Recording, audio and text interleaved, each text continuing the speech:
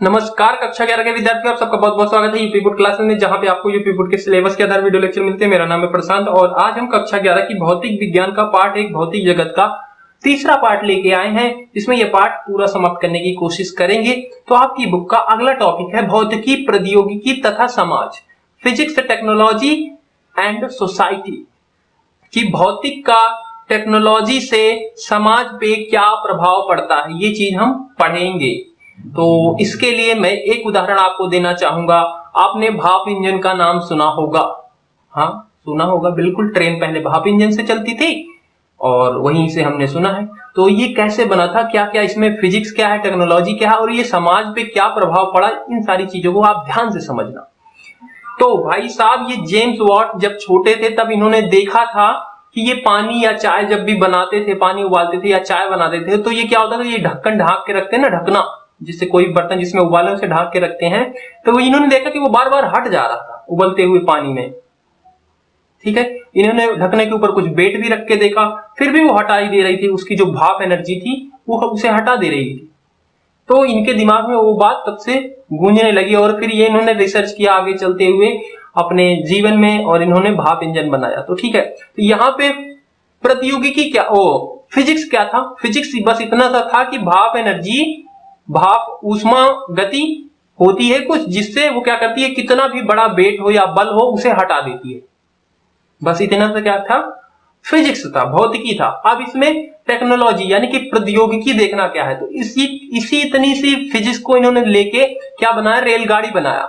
रेलगाड़ी एक सिस्टम पूरा बनाया। प्रौद्योगिकी टेक्नोलॉजी वही है कि उस चीज को आप कुछ इस तरीके से प्रयोग में ला लो या कुछ सिस्टम ऐसे बना लो कि आपका कुछ काम हो जाए, वही आपकी टेक्नोलॉजी है। समझ रहे हो? तो वो क्या था, एक चीज थी, वो पानी आज भी उबाला जाता है, आज भी वो ऊपर उड़ जाता है।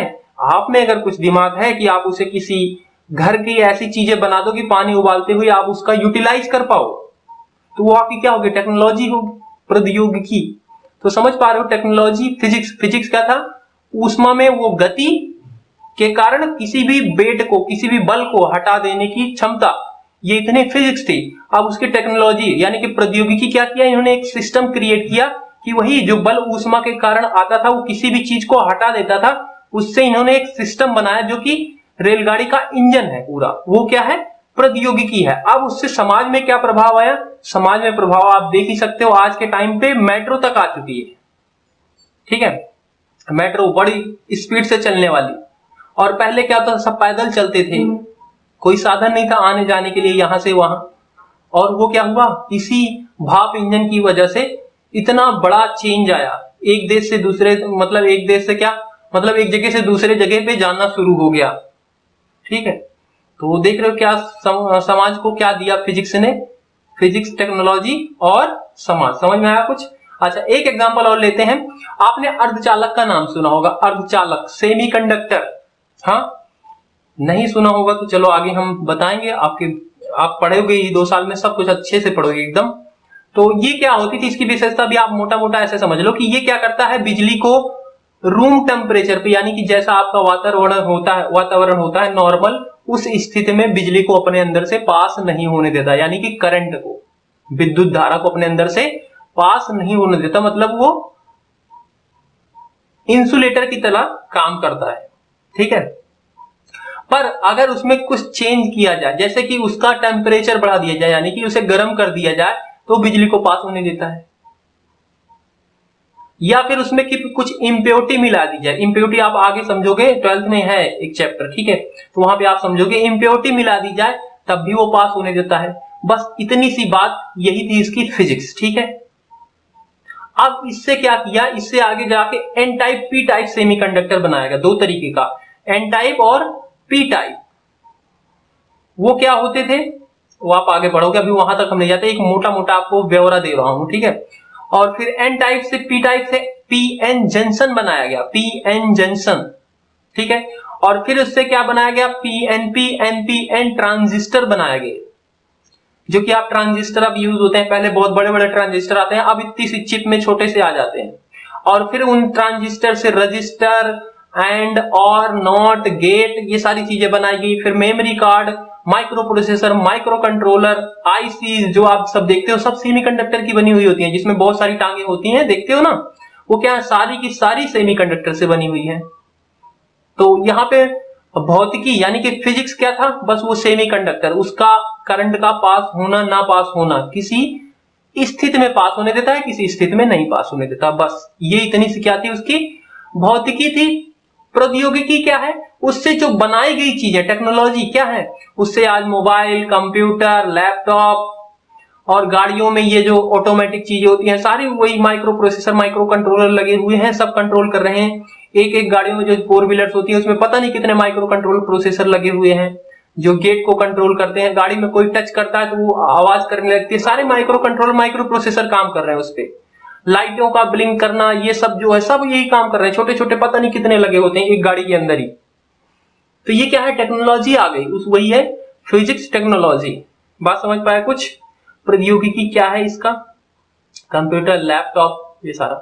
अच्छा, समाज में क्या प्रभाव पड़ा इससे, तो आज आप देख ही रहे हो, किसी ने 10 साल पहले सोचा होगा कि हम बच्चे क्या करेंगे, ऑनलाइन पढ़ पाएंगे, और आज हम पढ़ रहे हैं। देखो, कहीं आप कहीं बैठे हो, हम कहीं बैठे हैं, हम पढ़ रहे हैं। तो ये क्या है, समाज में चेंज आया। तो अब आपको बिल्कुल क्लियर हो चुकी होगी। इसके लिए आप बस क्या करना है, आपको ज्यादा कुछ इसमें लिखना उखना नहीं है, आप समझ लिए बहुत है। एक टेबल आपकी बुक में दी गई है, प्रौद्योगिकी और वैज्ञानिक सिद्धांत। इस टेबल के कुछ कुछ पॉइंट मैं बता दे रहा हूं जो कि थोड़े इंपॉर्टेंट है, और आप 2 साल में इनको पढ़ोगे ही पढ़ोगे तो वैसे सब, पर जो बहुत ज्यादा जरूरी है, आपको जानने के लिए जरूरत है इन चीजों को, तो उन्हें आप ध्यान से देखो। जैसे कि आपकी टेक्नोलॉजी क्या है, भाप इंजन। भाप इंजन आप बिल्कुल समझ रहे हो, इसका साइंटिफिक प्रिंसिपल क्या था, ऊष्मा गति का नियम, जो आप आगे पढ़ोगे, ठीक है। उसके बाद न्यूक्लियर रिएक्टर है, नाभिकीय रिएक्टर, नियंत्रित नाभिकीय विखंडन, इनको आप नोट कर लेना जो जो मैं बोल रहा हूं। रेडियो एंड टेलीविजन, ये क्या है, आपकी टेक्नोलॉजीज है, रेडियो और टेलीविजन, और ये किस सिद्धांत पे बनी हुई है, तो ये विद्युत चुंबकीय तरंगों का उत्पादन, संचरण, संसूचन। और कंप्यूटर आप देख रहे हो, डिजिटल लॉजिक, आंतरिक तर्क, वही जब बता रहा था गेट, अंकीय तर्क, 0-1 की फॉर्म में वो गेट ऑन ऑफ एक स्विच की तरह ही होते हैं, हम आगे पढ़ेंगे। ओके, लेजर देखते हो, विकिरणों के उद्दीपित उत्सर्जन द्वारा प्रकाश अवर्धन, ठीक है। ये क्या है, वैज्ञानिक सिद्धांत है, हिंदी में बहुत थोड़ा सा कॉम्प्लिकेटेड सा हो जाता है। Light amplification by stimulated emission of radiation, ठीक है। ये भी सेमीकंडक्टर से ही बनते हैं, अर्धचालक से ही बनते हैं, आगे पढ़ोगे आप।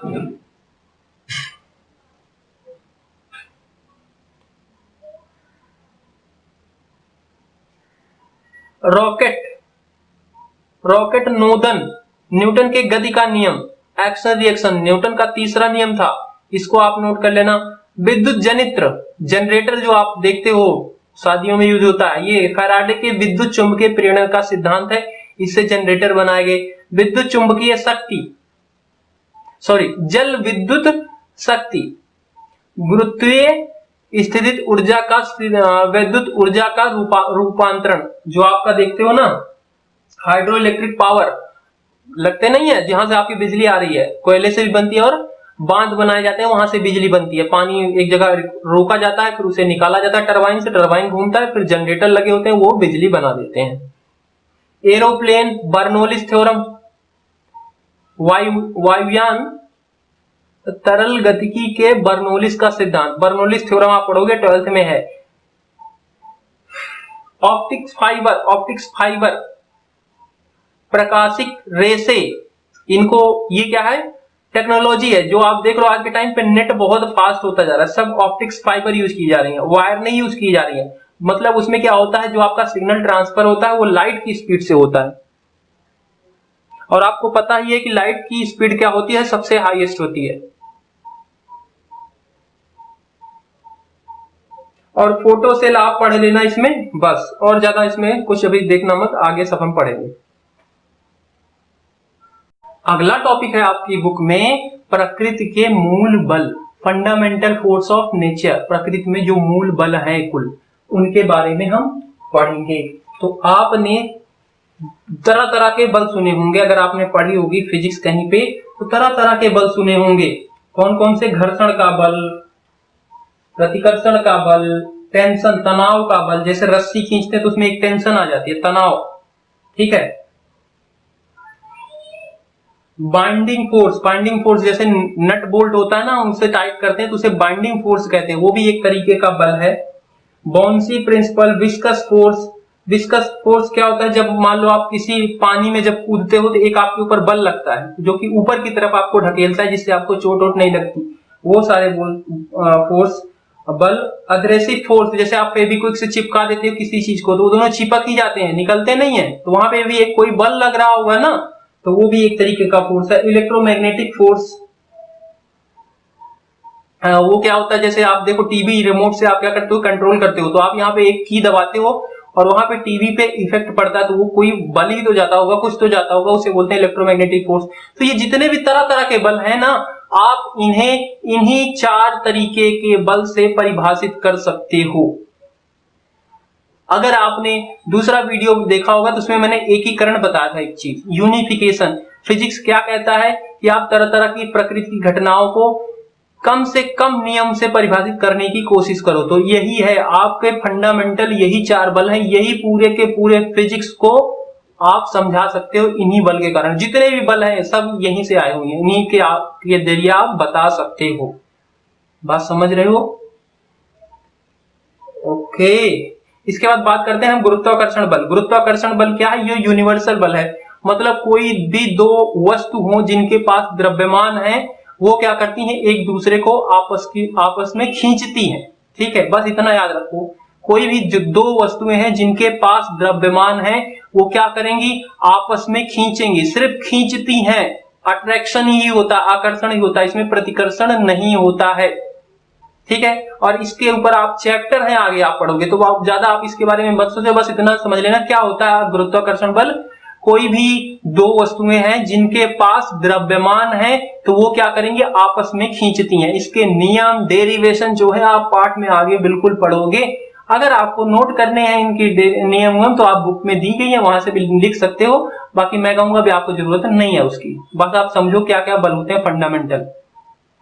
दूसरा है विद्युत चुंबकीय। विद्युत चुंबकीय बल क्या होता है? ये क्या होता है? चार्ज के ऊपर लगता आवेशित पार्टिकल, कोई भी चार्ज बॉडी हो, जैसे पॉजिटिव नेगेटिव, जैसे कंघा आप देखो, आपके बाल में जब उसे रगड़ो तो क्या होता है? उस पर चार्ज आ जाता है, ठीक है। वो क्या करता है? आपके बाल को खींचने लगता है। जैसे आपका बाल थोड़ा सूखा हो और तेल लगाओ तो आप कंघी को आपके बाल पे रगड़ो, देखो आपके बाल को खींचने लगता है, उस पर आवेश आ जाता है। तो एक क्या हो जाता है? धनात्मक चार्ज होता है, एक ऋणात्मक चार्ज होता है, जिसके कारण उनके बीच में अट्रैक्शन का फोर्स डेवलप हो जाता है। अट्रैक्शन और रिपल्सन दोनों, आकर्षण और प्रतिकर्षण दोनों तरीके के बल आते हैं। और अगर दोनों क्या हो गए? पॉजिटिव पॉजिटिव हो गए तो प्रतिकर्षण आता है, एक पॉजिटिव एक निगेटिव तो आकर्षण का बल आता है। तो आप समझ रहे हो क्या होता है विद्युत चुंबकीय बल? ये कोई भी 2 बॉडी हो या ऑब्जेक्ट या वस्तु हो, उनपे अगर चार्ज है तो उनके बीच में ये बल लगेगा। अगर दोनों बॉडी क्या है? धनात्मक है तो उनके बीच में प्रतिकर्षण का लगेगा। अगर दोनों ऋणात्मक है तब भी प्रतिकर्षण लगेगा।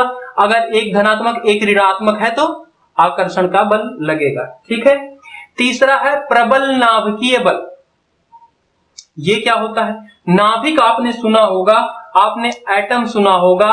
परमाणु, परमाणु क्या होता है? ऐसे कुछ होता है, बीच में क्या होता है? नाभिक होता है, इसको नाभिक बोलते हैं। इसके चारों तरफ इलेक्ट्रॉन चक्कर लगाते रहते हैं, ये आप 10th में 9th में पढ़ा होगा ऐसा, हाँ, घूमते रहते हैं इलेक्ट्रॉन, ठीक है।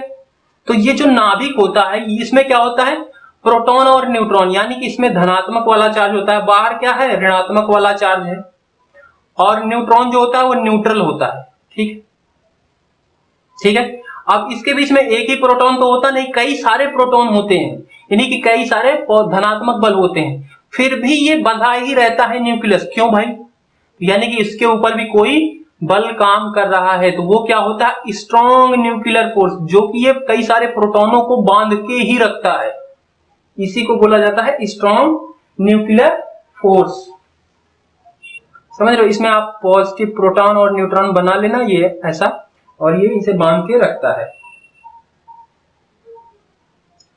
तो ये कहां पे लगता है, ये कहां पे लगता है, न्यूक्लियस में लगता है। आप ऐसे लिख लेना कि ये, अगर आपको याद रखना तो ये न्यूक्लियस के अंदर लगता है, प्रोटॉन और न्यूट्रॉन पे, क्योंकि न्यूक्लियस में है प्रोटॉन और न्यूट्रॉन, उनके ऊपर ये बल लगता है, उनको क्या करता है, बांध के रखता है। बस इतनी सी बात याद रखना, बस ज्यादा कुछ आपको इसमें नहीं रखनी है बातें। चौथा है दुर्बल नाभिकीय बल। तो इसके बारे में अभी ज्यादा कुछ डाटा नहीं है, ज्यादा खोज नहीं हुई है, पर इसे यह बोला जाता है कि ये क्या होता है, वीक न्यूक्लियर फोर्स होता है, ऑपरेट विद इन न्यूक्लियस, ये और ये न्यूक्लियस के में ही प्रयोग किया जाता है। इसके बारे में बहुत ज्यादा डाटा कुछ नहीं है, और ये रिस्पॉन्सिबल है रेडियो एक्टिव डिके के लिए, रेडियो एक्टिविटी के लिए। ठीक है, ये वाला बल क्या करता है, रेडियो एक्टिविटी, आपने 10th में पढ़ा होता है, रेडियो एक्टिव तत्व, ये उसके लिए जिम्मेदार है ये वाला बल। बस इससे ज्यादा इसमें आपको नहीं दिया गया इस बल के बारे में। तो आप यहां से क्या सीखे कि 4 फंडामेंटल बल हैं, इन्हीं से आप तरह तरह के जितने भी बल हैं आप आगे जो पढ़ने वाले हो सब इन्हीं से आप बता सकोगे, उन्हें समझा सकोगे। मैं आगे सब कुछ समझाऊंगा भी कैसे कैसे। ओके, तो वीडियो लेक्चर को यहीं पे समाप्त करते हैं। उम्मीद करते हैं अगर आपको समझ में आया होगा, हाँ उम्मीद करते हैं आपको समझ में आया होगा। अगर समझ में आया तो इन वीडियो लेक्चर को आप अपने दोस्तों के साथ, अपने क्लासमेट के साथ जरूर से जरूर शेयर करें। और बस मिलते हैं अगले वीडियो में, तब तक के लिए जय हिंद जय भारत।